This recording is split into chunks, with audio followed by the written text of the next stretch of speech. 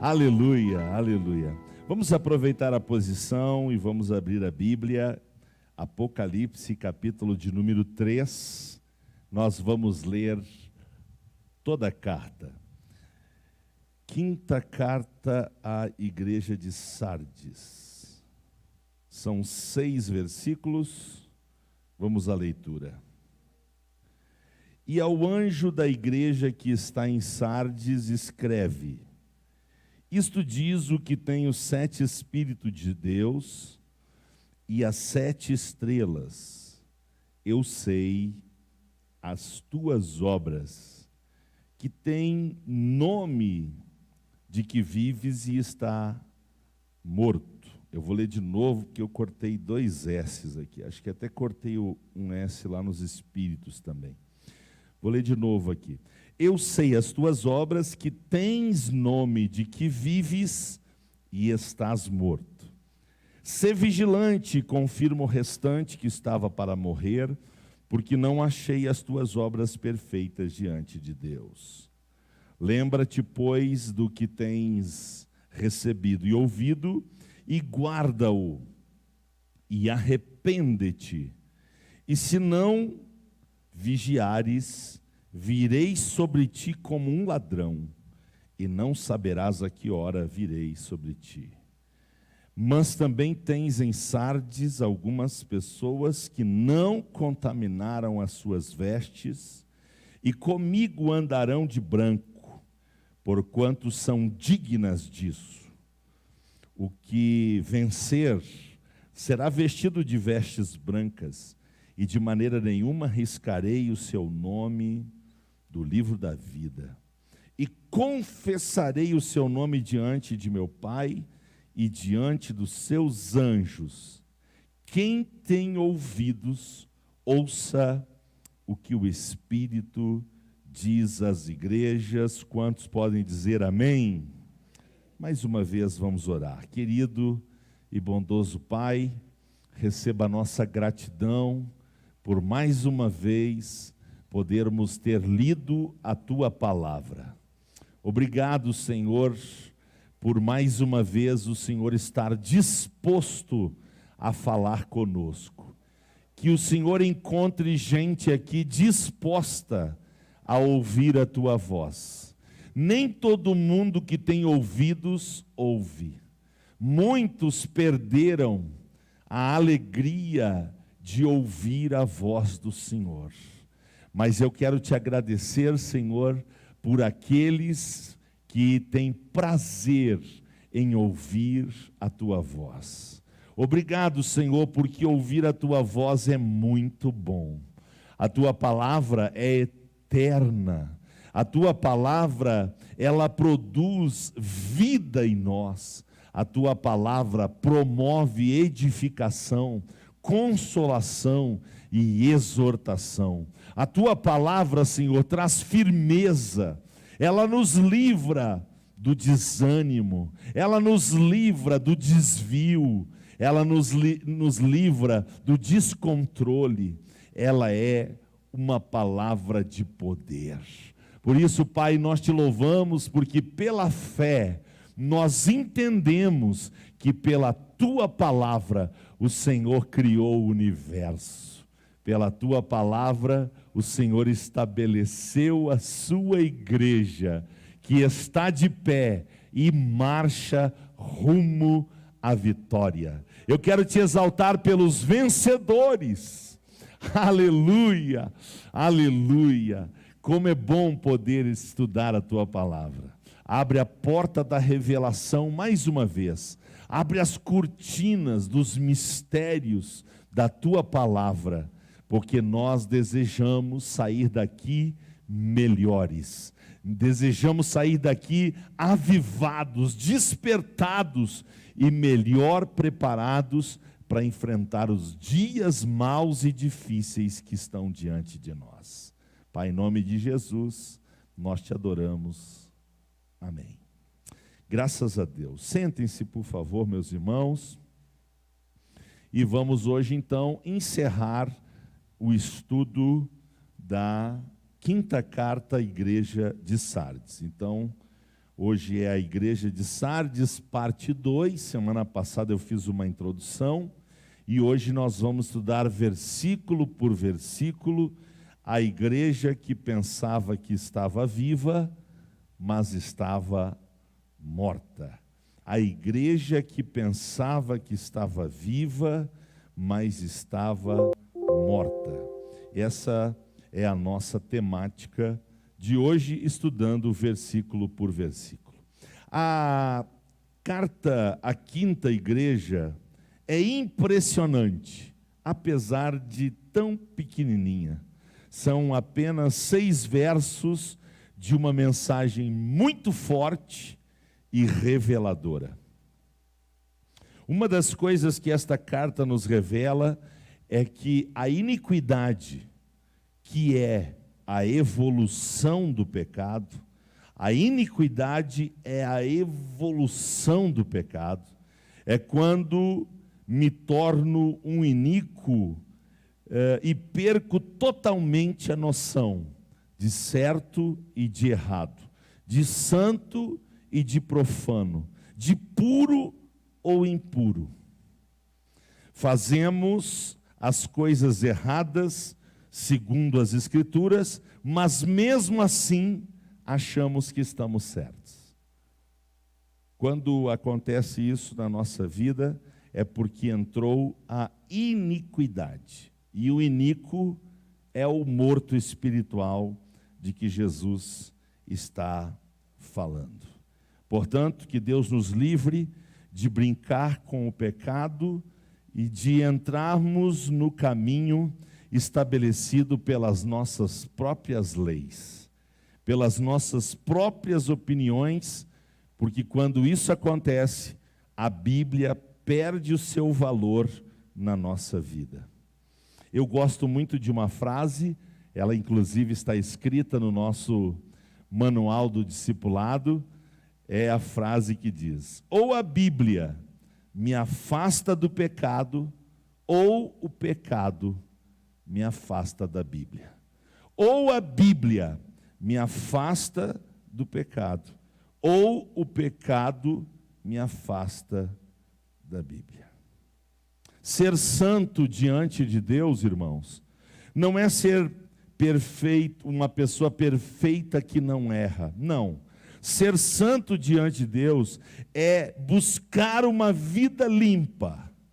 E isto acontece quando nós nos arrependemos, quando nós confessamos o nosso erro e quando nós nos dispomos a deixar o pecado. Diga depois de mim: a morte moral leva à morte espiritual. Vamos dizer outra vez: a morte moral leva à morte espiritual. Deixa eu testar se vocês memorizaram.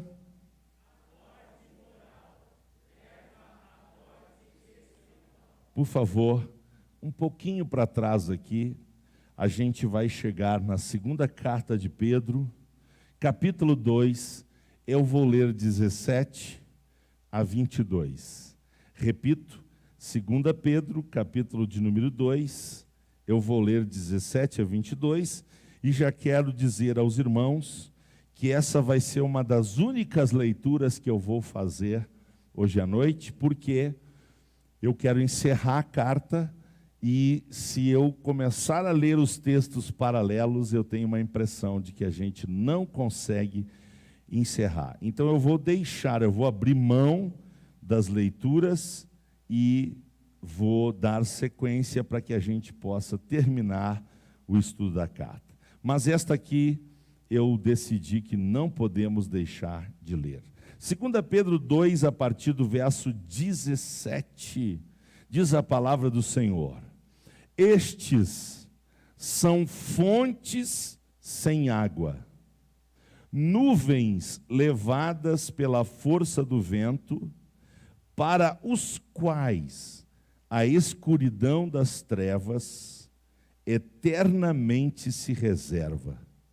Porque, falando coisas muito arrogantes de vaidades, engodam com as concupiscências da carne e com as dissoluções aqueles que se estavam afastando dos que andam em erro, prometendo-lhes liberdade, sendo eles mesmos servos da corrupção.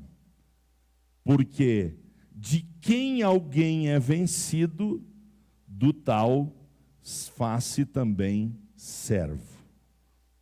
Porquanto, se depois de terem escapado das corrupções do mundo, pelo conhecimento do Senhor e Salvador Jesus Cristo, forem outra vez envolvidos nelas e vencidos, tornou-se-lhes o último estado pior do que o primeiro. Porque melhor lhes fora não conhecerem o caminho da justiça, do que, conhecendo, desviarem-se do santo mandamento que lhes fora dado. Deste modo, sobreveio-lhes o que por um verdadeiro provérbio se diz: o cão voltou ao seu próprio vômito, e a porca lavada ao espojadouro de lama. Eu vou ler de novo o 21. O 21 diz assim: porque melhor lhes fora não conhecerem o caminho da justiça, do que conhecendo, desviarem-se do mandamento que lhes fora dado. Portanto, que Deus nos ajude, irmãos, a uma vez tendo abraçado a fé, a uma vez tendo entrado no caminho da salvação em Cristo Jesus, nós nunca nos desviemos dele, porque será terrível para quem perder a salvação tendo sido salvo. Não é que para o ímpio a perdição vai ser melhor, não. Para todos vai ser muito ruim, mas para aquele que serviu a Jesus, esteve na igreja de Jesus e depois se afastou de Jesus, para essas pessoas a perdição será muito pior. Mas louvado seja Deus que isso não precisa acontecer conosco. Nós temos tudo para ficarmos firmes em Jesus e termos uma vida vitoriosa até o fim da nossa caminhada aqui na terra, que vai acontecer que dia mesmo? A qualquer momento. Da eternidade, irmãos, nós estamos a um passo. Da eternidade, nós estamos a um passo. Eu lembro que eu escrevi sábado de manhã algo sobre a eternidade. Dali um pouco a Miriam disse: amor, vamos orar pelo pastor Miranda, que ele teve um infarto, vamos orar porque ele não está bem. E dali mais um pouco ela entrou na sala onde eu estava e disse: amor, o pastor Miranda partiu para a eternidade. 51 anos de idade. Primeiro infarto, foi. Partiu para a eternidade. A quanto estamos da eternidade? Um passo. A qualquer momento a gente vai entrar na eternidade. Seja pela morte, seja pelo arrebatamento da igreja, a qualquer momento nós vamos entrar na eternidade. Quem tem Jesus tem tudo na eternidade, tudo de bom, tudo de glorioso. É por isso que a eternidade não nos espanta, não nos assusta. Pelo contrário, nós desejamos as mansões celestiais com Cristo. Amém? Aleluia. Agora, vamos então para o versículo de número 1.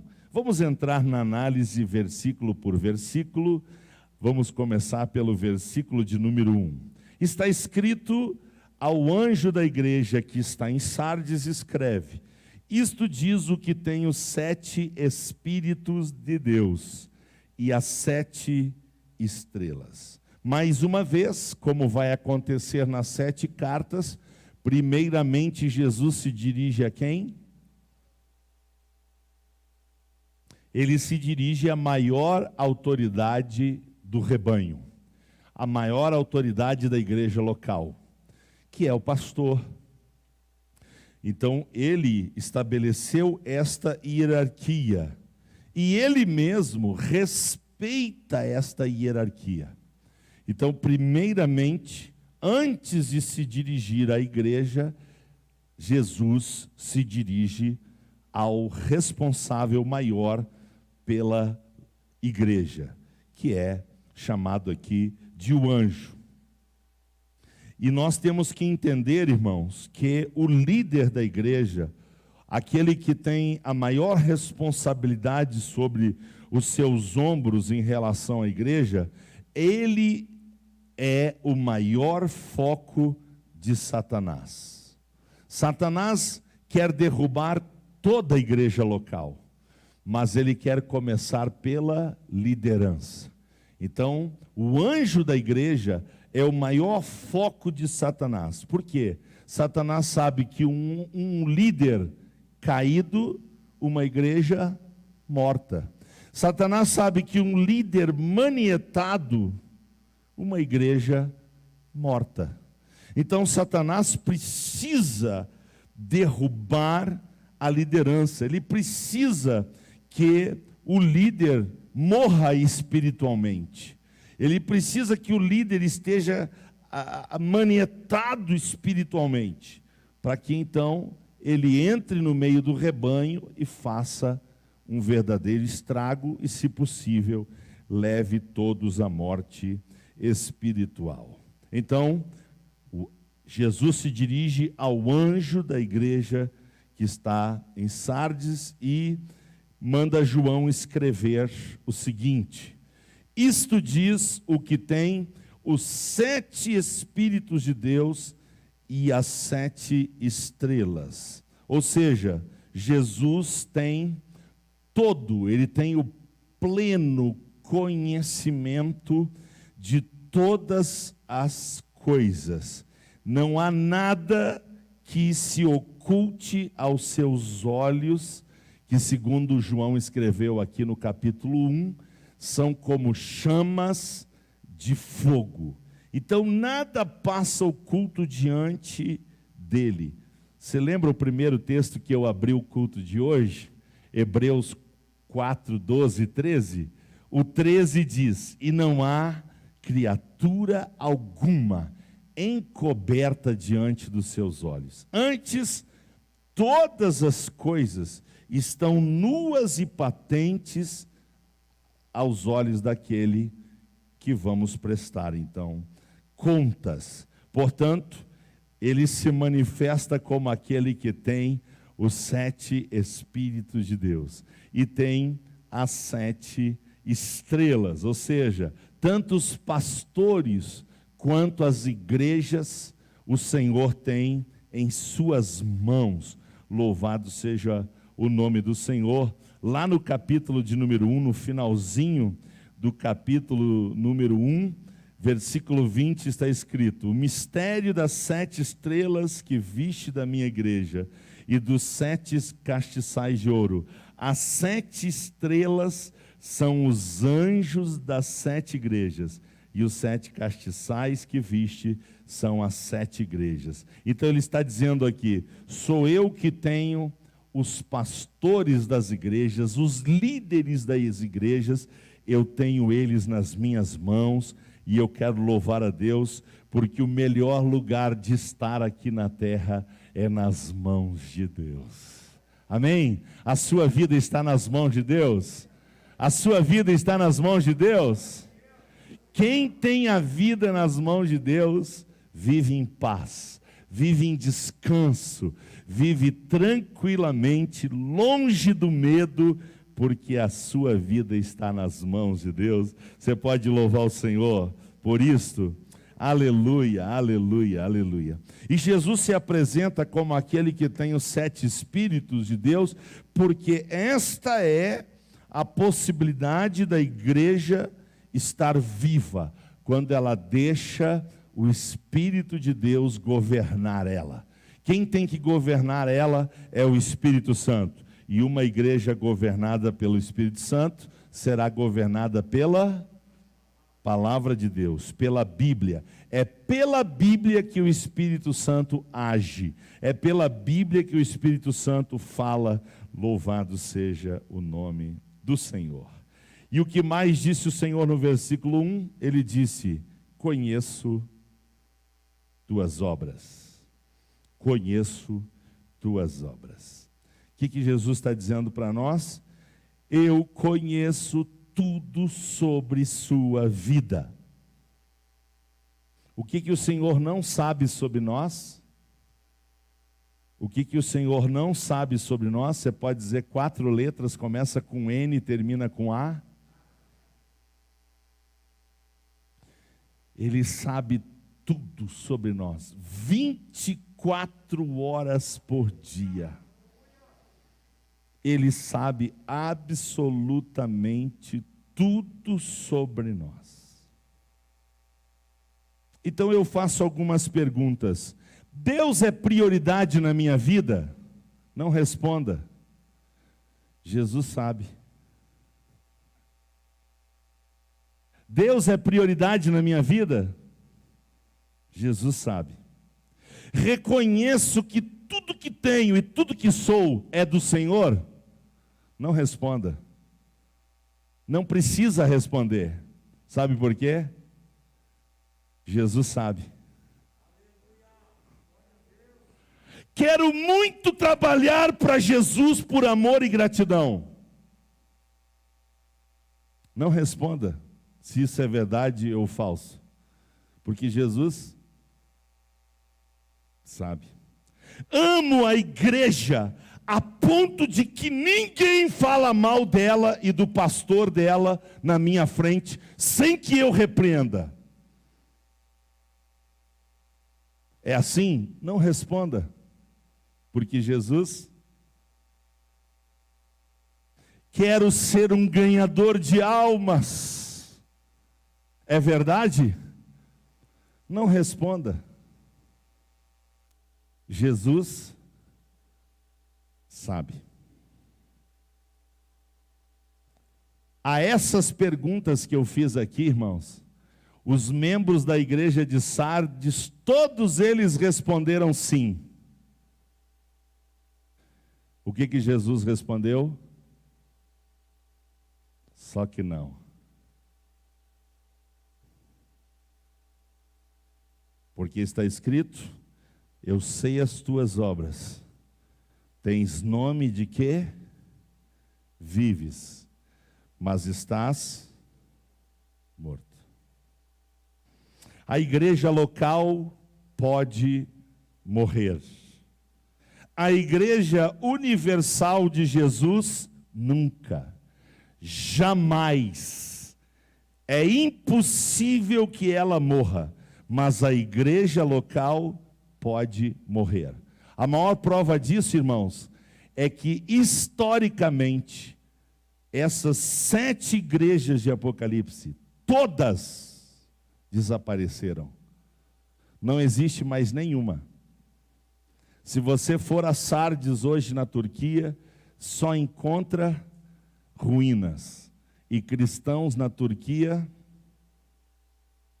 quase ninguém. Os muçulmanos tomaram conta. A igreja local pode morrer. A igreja universal de Jesus, jamais. É impossível que ela morra. Bendito seja o nome do Senhor. Aleluia. É por isso, irmãos, que não nos interessa a avaliação externa da igreja. Não nos interessa a avaliação externa da igreja. Não nos interessa o que cada um pensa da igreja local. Por isso, quando você for falar da igreja local, feche a sua boca. Porque não interessa a nossa opinião sobre a igreja local. Só tem um julgamento que vale. Porque o meu julgamento é que eu posso estar vivo. O meu julgamento é que a igreja local está viva. Só que Jesus pode aparecer e dizer: negativo. Tu estás morto. A igreja local está morta. Então, meus irmãos, é perda de tempo, é infantilidade, é ignorância bíblica crentes tentar ficar avaliando a igreja. Ah, a nossa igreja é boa, a nossa igreja é ruim, a nossa igreja é isso, a nossa... Bobagem, larga de mão disso. Nós não fomos chamados para isso, nós não fomos convidados para isso. Só tem uma autoridade no universo que pode fazer isso. O seu nome é? O seu nome é Jesus. Ele é o dono da igreja, Ele é o fundador da igreja, Ele viveu pela igreja, Ele morreu pela igreja, Ele ressuscitou pela igreja, Ele vai voltar pela igreja. E Ele sabe tudo, de cada membro da igreja, Ele sabe absolutamente tudo. Então diga depois de mim: por isso, o nosso foco tem que estar na essência e não na aparência. Não vou pedir para vocês repetir, podem ficar tranquilos.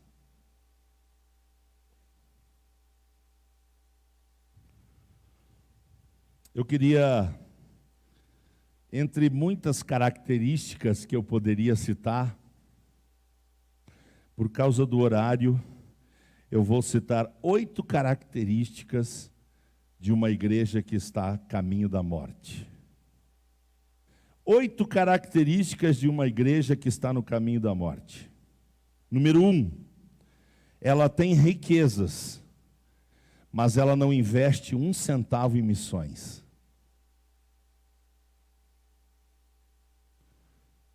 A igreja morta não se importa com a obra missionária. Quer ver um crente morto na igreja? É quando nós estamos falando de missões e o crente está murmurando. Lá vai ele pedir dinheiro de novo. Lá vai ele falar de missão de novo. Ai, porque a missão... É o crente morto dentro da igreja.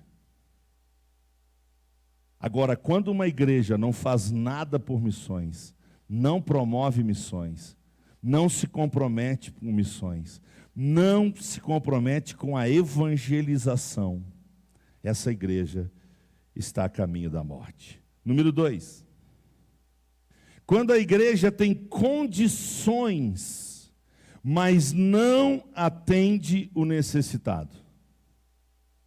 A vontade de Deus, irmãos, é que na igreja de Jesus não haja ninguém necessitado. Nenhum membro da igreja pode estar passando por necessidades básicas de sobrevivência. Na igreja de Jesus não pode ter um grupo que joga alimento fora, desperdiça alimento, esbanja alimento, enquanto tem um grupo na igreja que não tem arroz com farinha de mandioca para comer. Eu dei o exemplo da alimentação, podia ser vestuário, podia ser tantas outras áreas. A igreja que está a caminho da morte é uma igreja que tem condições de ajudar o necessitado, mas ela não faz. 3, a igreja que está a caminho da morte é a igreja que abandona a casa de oração. O crente que não gosta de orar, o crente que não ora, o crente que, sabendo que tem 45 minutos de oração antes do culto, além de não vir 5, ainda chega atrasado. E, se possível, ainda sai 10 minutos antes de terminar o culto. Esse crente só tem aparência. E ele abandonou a casa de oração. Jesus disse: a minha casa será chamada casa de... Então, na casa onde tem Jesus, tem a casa onde não tem Jesus. não tem oração.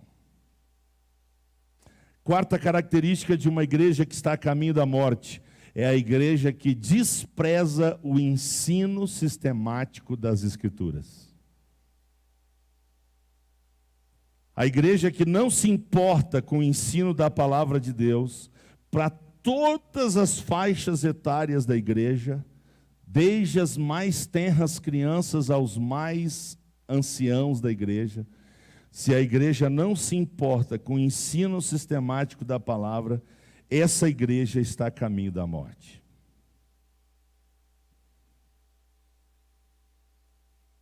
Quinta característica de uma igreja que está a caminho da morte. Eu acho que essa característica é a característica de uma igreja abortiva.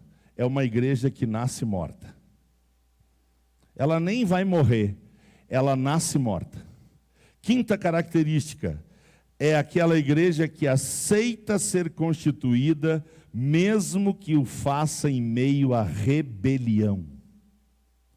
Um grupo de irmãos saem da igreja rebeliados e fundam uma igreja em rebelião. Essa igreja não vai morrer. Ela nasceu morta.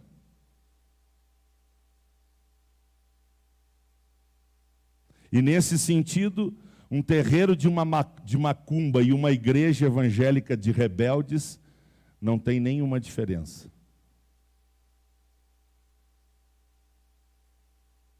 Sexta característica: a igreja que acredita que o sucesso está no congresso que faz e no investimento que promove na aparência dos eventos. Sabe aquela igreja que é bonita na revista? Sabe aquela igreja que é bonita nas redes sociais?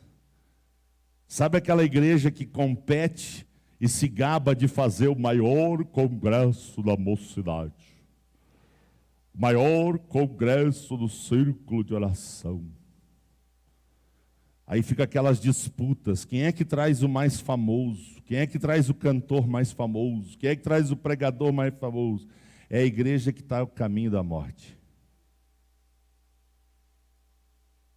Sétima característica: a igreja que foca mais no templo do que nas pessoas. Igreja é templo ou é gente? Igreja são pessoas. Mas tem gente que investe mais na catedral da fé, na suntuosidade do templo. E tem gente que até mede pastor pela capacidade que tem de fazer catedrais, de fazer megatemplos. Oh, que igreja! Será? Será que Jesus dá tanta importância para o templo assim?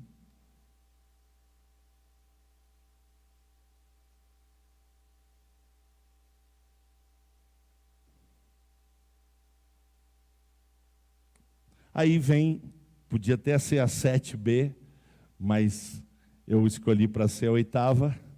A motivação da igreja é aparecer, é ser vista. Seja na televisão, seja onde for, é ser vista.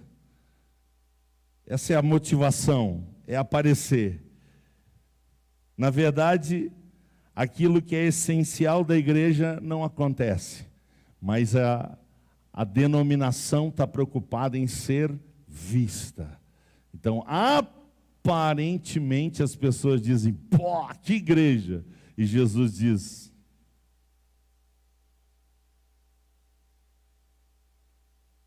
vocês viram como é fácil morrer? Vocês viram como é fácil andar no caminho da morte? Então que Deus nos livre e a gente possa se lembrar todos os dias que Jesus conhece as nossas obras e que a gente tem que estar para Jesus vivos. Você pode fechar os seus olhos? Você pode levantar a sua mão direita, por favor?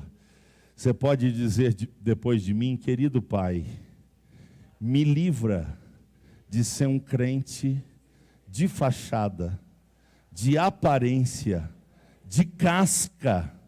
Me livra, Senhor, de eu achar que estou vivo, mas para o Senhor eu estou morto. Deus, se tiver que acontecer erro, que o erro seja de eu pensar que estou morto, mas para Ti eu estou vivíssimo, porque o que vale é o que Tu acha e não o que eu acho. Se você está vivo, por favor, dá graças a Deus aí.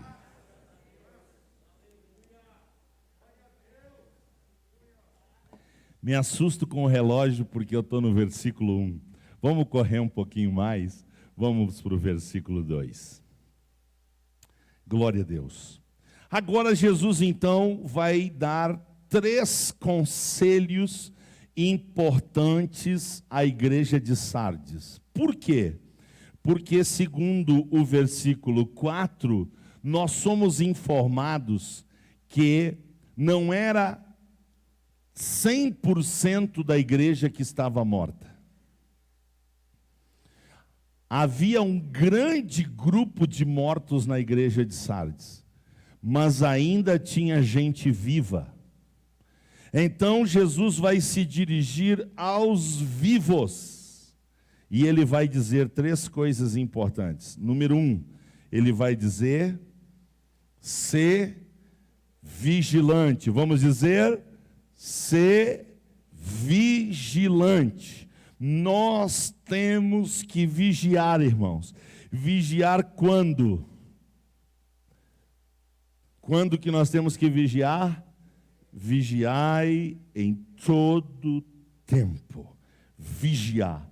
Nós temos que vigiar. Aleluia. Sermos vigilantes.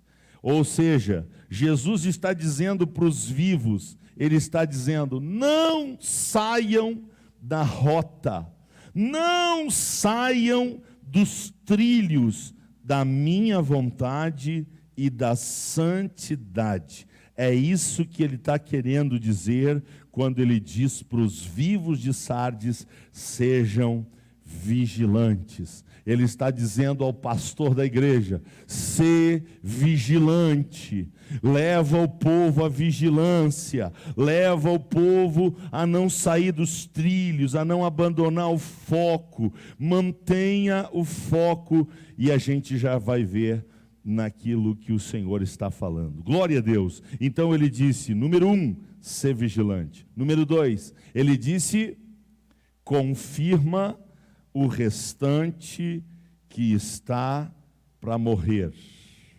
O que ele está dizendo? Olha, ainda há vivos que estão morrendo. 3 grupos de pessoas na igreja de Sardes: os mortos, os que estão morrendo e os vivos. Quantos grupos tinha na igreja de Sardes? 3. Quais são eles? Os mortos, os que estavam morrendo e os vivos. Jesus diz aos vivos: olha, ajudem os que estão para morrer. Então ele está dizendo: ainda há vivos que precisam de ajuda para permanecerem vivos em meio aos mortos. Pegando uma frase que eu ouvi semana passada, depois de pregar na quinta, na sexta de manhã, eu ouvi uma oração, e quem orou disse assim: Senhor, tem misericórdia dos zumbis da igreja. Quem são os zumbis da igreja? São os que pensam que estão vivos, mas estão mortos. São mortos vivos, ou falsos vivos que estão mortos.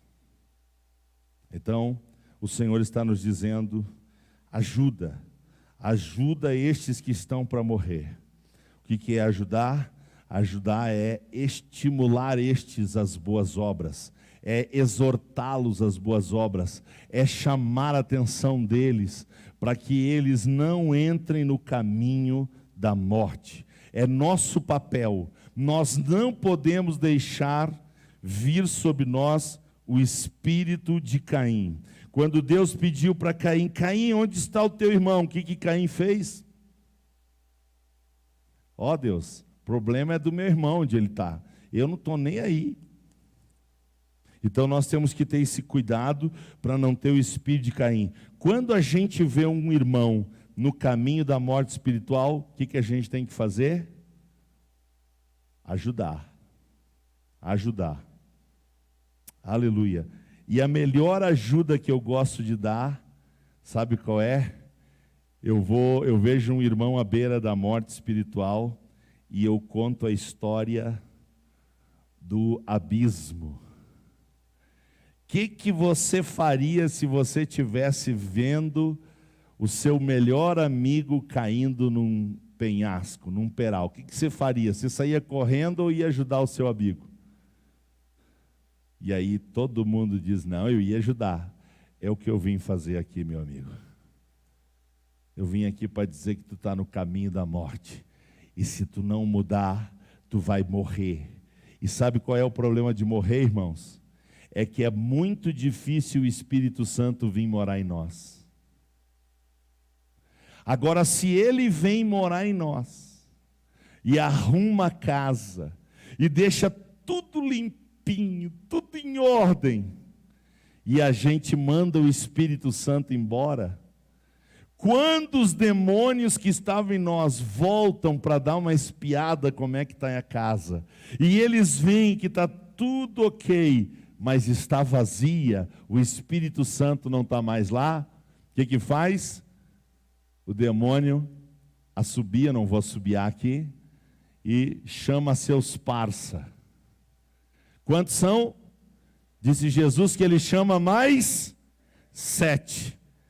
E aí, agora o cara tem no mínimo 8 demônios na vida dele ou dela. E agora, convencer o Espírito Santo a voltar para essa casa. Hã? O que você acha? Que vai ser barbada? Então, melhor é não morrer. E para isso a gente tem que ajudar. Gostem ou não de nós, a gente tem que ajudar aqueles que estão no caminho da morte. Amém? E quem tem que fazer isso? Quem está vivo. Quem está vivo não quer ver ninguém morrendo espiritualmente. Então quem está vivo, ajuda, aconselha, tenta livrar do caminho da morte. É fácil? Não é, mas é a nossa missão. Esta é a nossa missão. Ai, que vontade de ler uns 3 textos aqui, mas o tempo não me permite, eu tenho que me controlar. Vamos adiante. Jesus disse mais no versículo 2. Ele disse: porque não achei as tuas obras perfeitas diante de Deus. O que são obras imperfeitas, irmãos? Obras imperfeitas, segundo Jesus, são obras feitas com a motivação errada. É quando nós fazemos obras não para a glória de Deus. Quando nós não fazemos para a glória de Deus, quando nós fazemos para o nosso interesse, as nossas obras vão ter motivação errada. Então escute isso, porque você não está acostumado a ouvir o que eu vou dizer agora. A igreja de Jesus não foi feita para ser usada por nós. A igreja de Jesus não foi feita para ser usada para os nossos interesses pessoais. É o contrário. É nós que temos que nos deixar gastar pela vida da igreja, pelo sucesso da igreja, pela expansão da igreja, pelo crescimento da igreja. Somos nós que temos que nos deixar gastar. Senhor, eis-me aqui, usa-me a mim. Eu quero ser uma bênção na tua casa. Eu quero ser um instrumento de vida na tua casa. Eu quero ser usado nas tuas mãos para a glória do teu nome. Quando a nossa motivação é essa, irmãos, as nossas obras são achadas boas diante de Deus. Agora, existem aquelas pessoas que usam a igreja para autopromoção. Então eles usam a igreja, eles sugam a igreja, mas é para autopromoção. Jesus está vendo isto e está registrando isso, o que pode levar a gente à morte. Não posso dizer mais nada, ainda que fiquei com vontade de ler mais uns 3 versículos. Vamos para o versículo 3. Versículo 3 de Apocalipse, capítulo de número 3. Agora mais um conselho o Senhor vai nos dar. Já nos deu 2, ser vigilante, confirma os teus irmãos que estão para morrer, né? Agora ele vai dar mais um conselho. Qual é o conselho? Usem a memória, usem a razão, usem o entendimento, usem a mente. Usem a mente para quê? Para aquilo que nós temos recebido e ouvido. O Senhor está se referindo à sua palavra. Porque o Cristo da igreja é o Cristo vivo que fala com a sua igreja. Se a igreja está viva, a igreja ouve a voz do Cristo vivo. Aleluia! Então, Jesus está dizendo justamente para eles lembrar, eles guardar aquilo que eles têm recebido e ouvido. Escutem, por favor.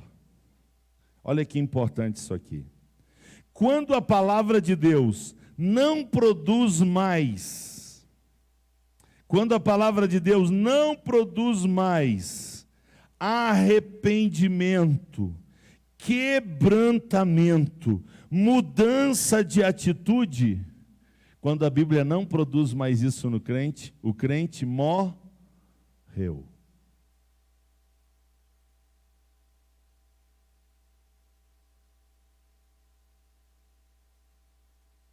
Quando a palavra de Deus não produz mais quebrantamento, mais arrependimento, mais mudanças de atitude, o crente morreu.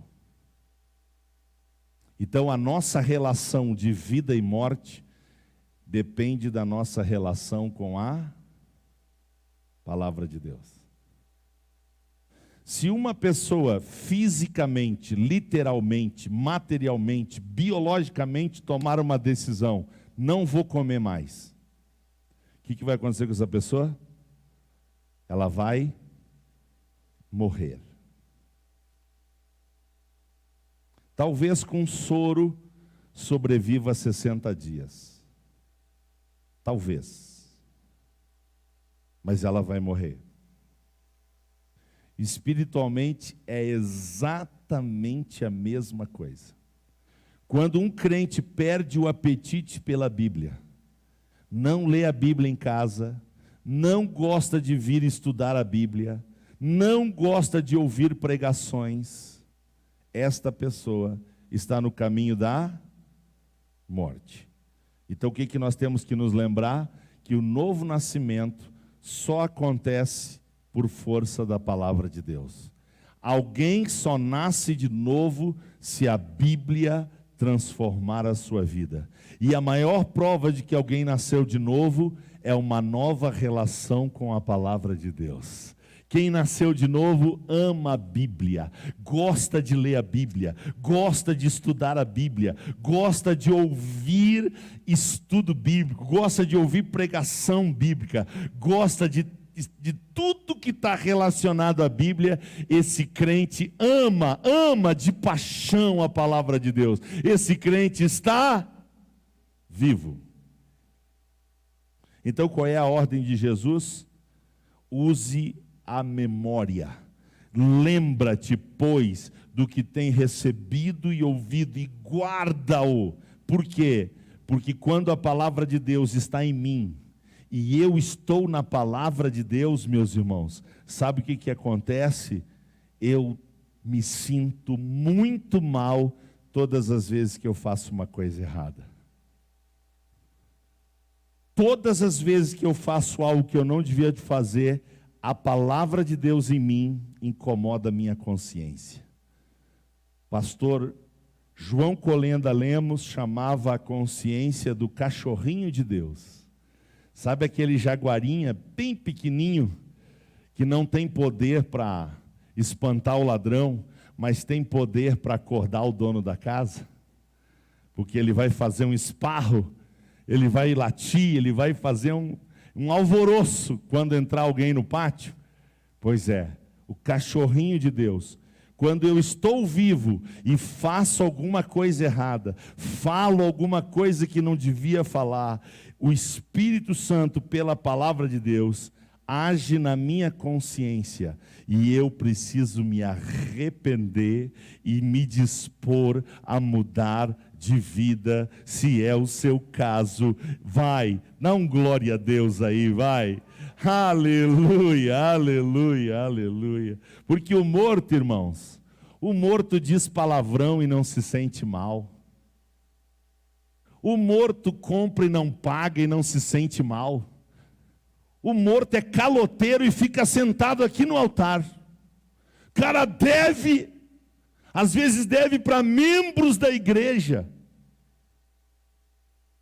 E ainda dá risada, enganei o bobo na casca do ovo. Ainda te vira a cara, ainda te se acha o grandão ainda. Por quê? Porque está morto. Tem título na igreja, tem tempo de igreja, mas só tem casca. É um morto-vivo, peca, faz as coisas erradas, é malandro, é mentiroso, é fofoqueiro, mas não muda, não cresce, as atitudes são sempre as mesmas. Por quê? Porque morreu. Você pode ir no velório e chamar o morto do que você quiser. O que o morto vai fazer? Porque está... Quem está morto para Jesus, irmãos, peca e não se incomoda. Faz as coisas erradas e ainda se alegra de enganar os outros. Porque está morto. O cara está dentro da igreja e tem amante. O cara está dentro da igreja e já tem até filho com amante. E está lá tomando ceia, se der oportunidade ele prega. E é um safado sem vergonha. E é uma safada também, não é só safado não. Pode ser uma safadinha também.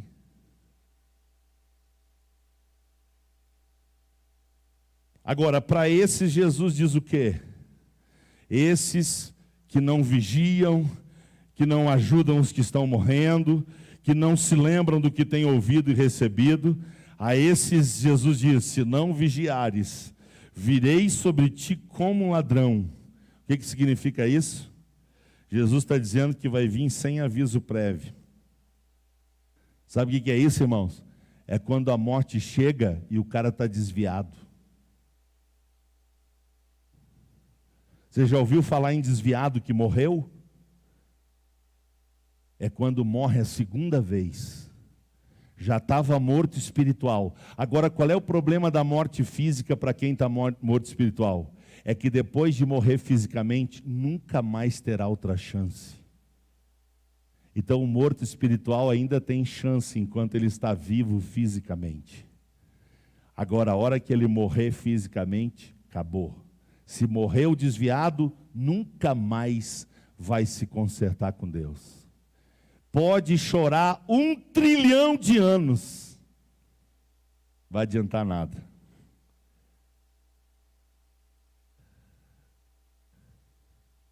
E Jesus disse que para estes ele pode vir a qualquer momento. Então tem aquele que diz: não, pastor, A minha hora não chegou ainda. Não, pastor, eu ainda volto. E vai brincando com o pecado, e vai brincando, longe da igreja, longe da ceia, longe da obra do Senhor. Não, a minha hora vai chegar. Irmãos, eu conheço, um monte de gente que estava nessa, e a hora chegou, mas não foi a hora de voltar para a igreja, foi a hora da morte. Você quer ver uma desgraça? Você quer ver uma desgraça? É fazer velório de desviado. Você quer ver uma desgraça? É fazer velório de desviado.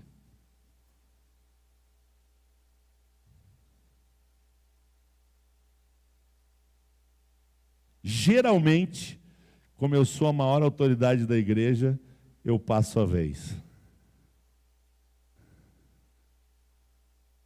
Estava bem? Não, pastor, estava desviado.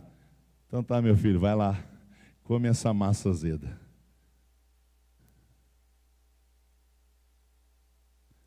Fazer velório de quem fala mal de você, fazer velório de quem não está nem aí para a igreja, ainda fala mal da igreja, é uma desgraceira.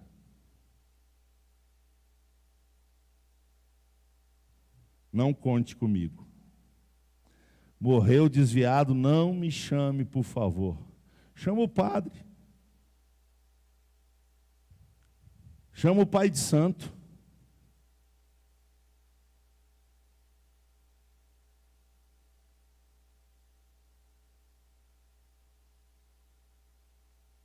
Versículo 4, vamos correr. Versículo 4. Jesus está falando com os vivos. E sabe o que ele vai dizer para os vivos? Ele vai dizer o seguinte: mas também tem em Sardes algumas pessoas que não contaminaram as suas vestes e comigo andarão de branco, porquanto são dignas disso. Ei, você pode glorificar o Senhor? Em nenhuma outra parte da Bíblia Jesus diz o que ele diz aqui. Para algumas pessoas ele vai dizer: você está aqui porque você foi digno disso. Pô! Ser salvo é uma dignidade. Valorizar a salvação é uma dignidade. Aleluia. Mas tem aí quem não se contaminou. Ei, meus irmãos, Deus sempre tem os fiéis. Deus sempre tem o remanescente. Deus sempre tem os rabiscos. Para estes, a palavra mais importante da Bíblia é: em todo tempo sejam alvos os teus vestidos e não falte o óleo sobre a tua cabeça. Aleluia, aleluia, aleluia. E o que mantém as nossas vestes brancas é o sangue de Jesus, que nos purifica de todos os pecados. Você pode glorificar a Deus pelo sangue de Jesus? Você pode adorar a Deus pelo sangue de Jesus? É o sangue de Jesus que nos torna dignos diante do Pai. É por isso que eu tenho que dizer: digno é o Cordeiro que foi morto e está vivo e tem as chaves da morte e do inferno nas suas mãos. Ele é digno, mas Ele também nos faz dignos da salvação. Ele foi claro: são dignos disso, e porque eles são dignos disso, andarão de branco comigo. Que glória, que glória. Dá vontade de ler uns 5 versículos aqui, mas eu não posso. Vamos para o versículo 5, isso sim. Agora vem as promessas aos vencedores, ainda que não deixa de ser uma promessa aos vencedores, o que está escrito no versículo 4. Então eu chamaria de 4 promessas aos vencedores. 4 promessas. Andarão de branco comigo. Agora versículo 5, né? Diz lá de novo, é uma repetição: será vestido de vestes brancas. Brancas do quê? O versículo 4 nos informou.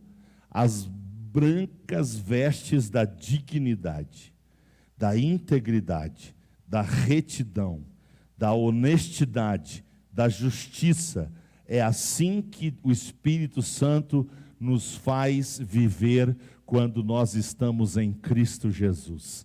Ele nos torna pessoas íntegras, pessoas honestas, pessoas corretas, pessoas que amam andar na retidão. E todas as vezes que isso não acontece, pedem perdão para Deus. Se você concorda, dá para dizer aleluia?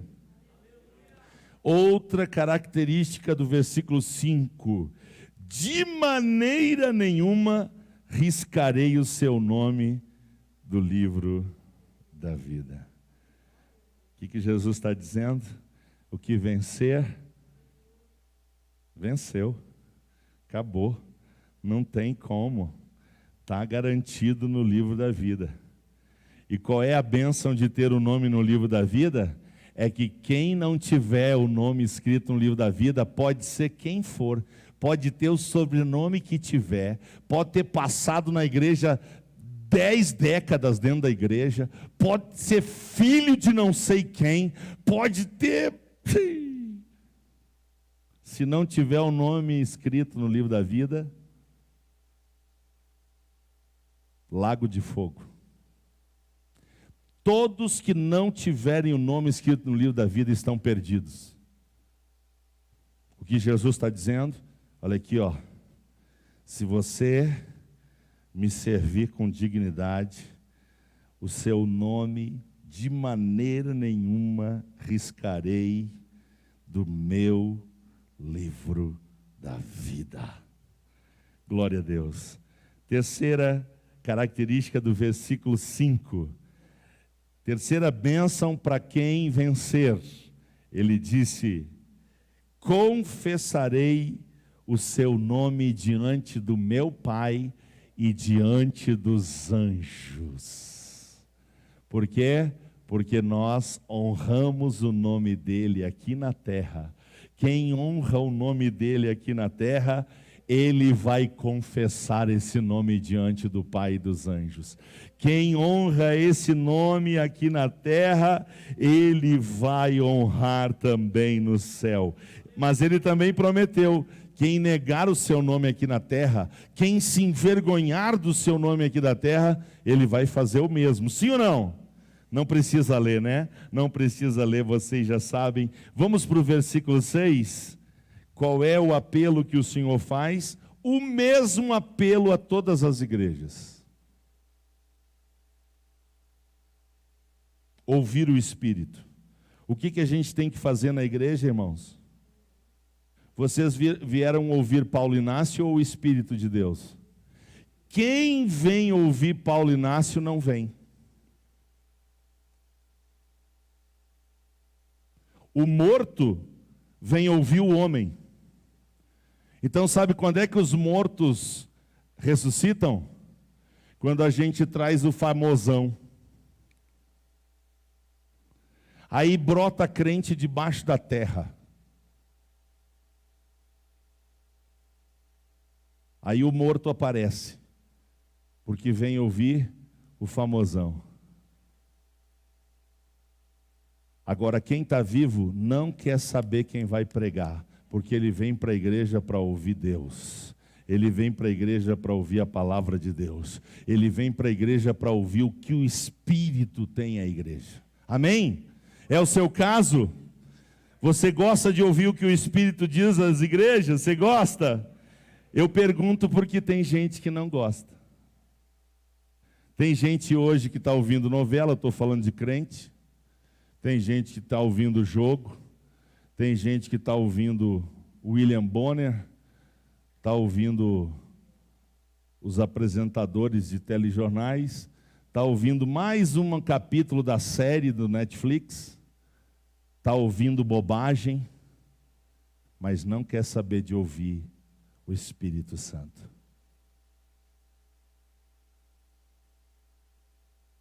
Todos que não vieram estão nas redes sociais. eu não quero que você diga amém. Todos que não vieram estão no YouTube, no Face ouvindo o pastor.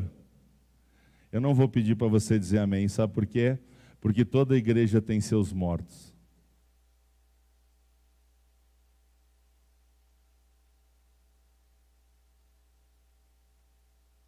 Os vivos amam ouvir o que o Espírito diz às igrejas. Por quê? Porque eles têm percepção, porque eles têm sensibilidade.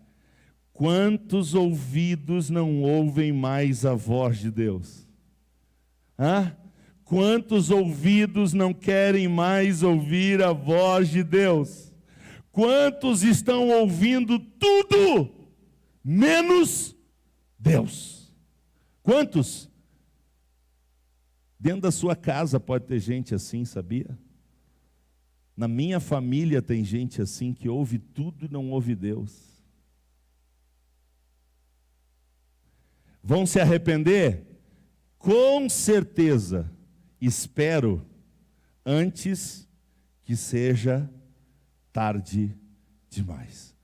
O que vai ter de gente que vai querer ouvir Jesus no inferno, irmãos? O que vai ter gente que vai querer ouvir o Espírito Santo no lago de fogo? Só que Jesus e o Espírito Santo estão falando hoje, porque a porta da graça está aberta. Então eles estão falando, eles estão dizendo: sê vigilante, confirma os que estão para morrer, lembra-te do que tens ouvido e recebido. Ele está chamando ao arrependimento, arrepende-te, arrepende. Ele está chamando. Vai chegar o dia em que ele não vai chamar mais. E muitos vão se arrepender. Pai Abraão! Mãe, deixa eu ir lá pregar para os meus irmãos, para que eles não venham para cá. Não, eles têm quem? Eles têm os Paulinácio lá. Eles têm os Paulinácio lá. Se eles não ouvir os Paulinácio, não vai ser você ressuscitando dos mortos que eles vão ouvir. Não. Eu convido todo mundo que ama a palavra de Deus e ama a voz do Espírito a ficar de pé para nós cantar. Vamos cantar? Aleluia. Vamos louvar o Senhor. O Deus vivo quer ser louvado pelos vivos. O Deus vivo quer ser adorado pelos vivos. Se você está vivo, adore o Senhor, adore o Senhor.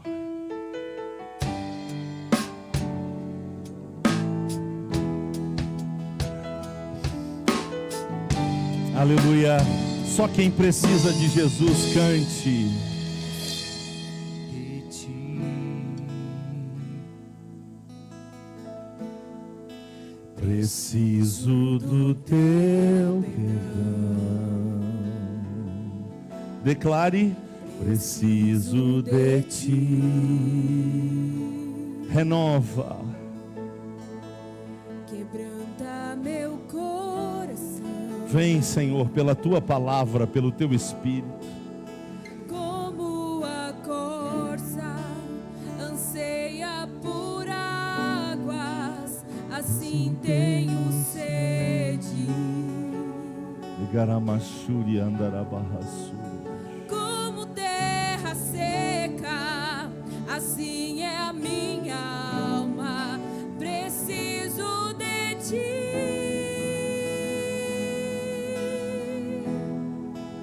Distante de ti, Senhor, não posso viver, não vale a pena existir. Escuta o meu clamor, mais que o ar que eu respiro, preciso de ti. Aleluia. Adore o Senhor, adore o Senhor. Distante de ti, Senhor, Não posso viver, não vale a pena existir. tudo para nós. Escuta o meu clamor. És o ar que eu respiro, preciso de ti. Não posso esquecer. Ah, Espírito Santo, O que fizestes por mim. nós nos lembramos da obra da cruz, Senhor. O alto é o céu. Nós nos lembramos que estávamos no mercado de escravos. A tua misericórdia é sem fim. Estávamos no lamaçal de pecados. Como um pai se compadece dos filhos, assim tu me amas. Ele te ama. Afasta as minhas transgressões. Preciso de ti.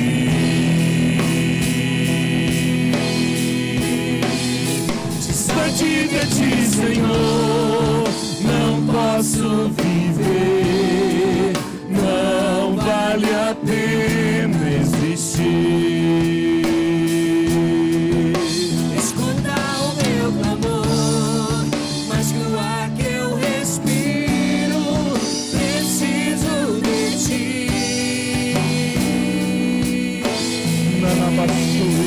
Distante de ti, Senhor, Não posso viver, não vale a pena existir.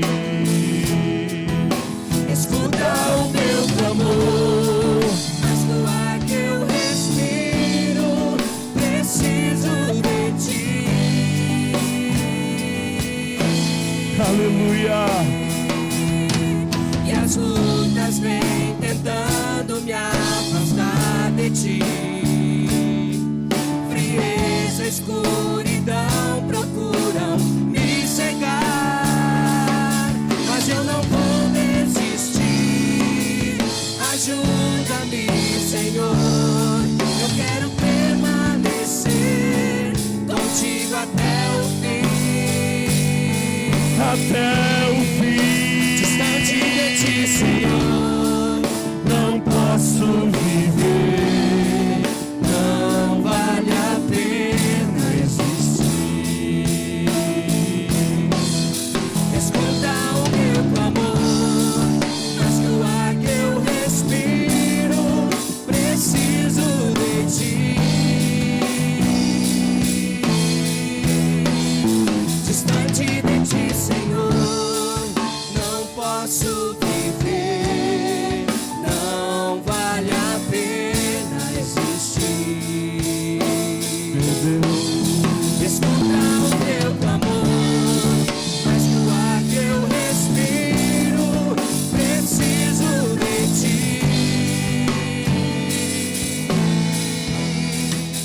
Preciso de ti. Aleluia, você precisa dele, declare isso. Preciso de ti. Declare com a sua alma. Precisamos. Preciso de ti. Ele quer ouvir a sua voz.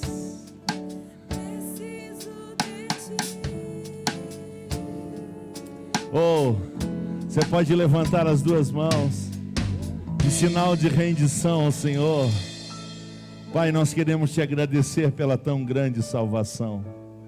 Nós queremos te agradecer pelo preço da salvação. Nós queremos te agradecer pelo esforço que Jesus fez para nos salvar, Deus. Livra-nos de sermos profanos, ingratos.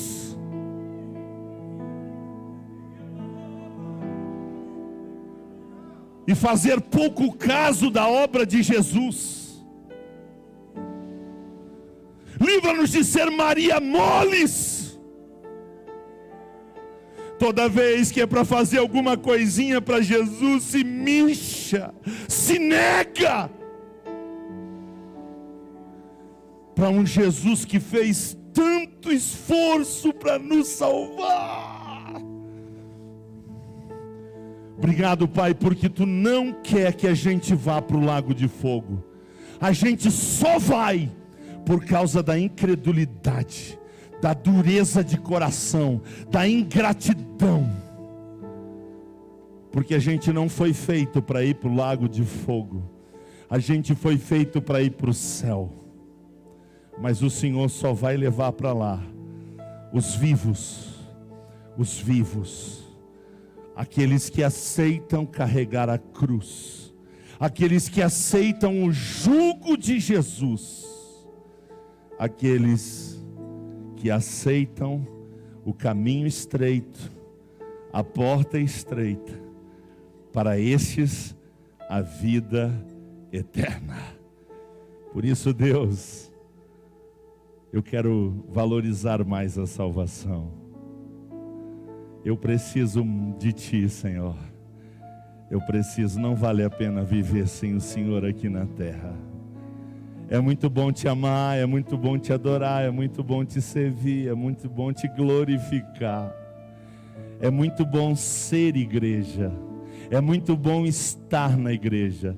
Pai, Tu sabes o quanto eu amo a igreja de Jesus. Eu quero ser um pastor vivo de uma igreja viva. Me livra de ser um pastor morto de uma igreja morta. Em nome de Jesus.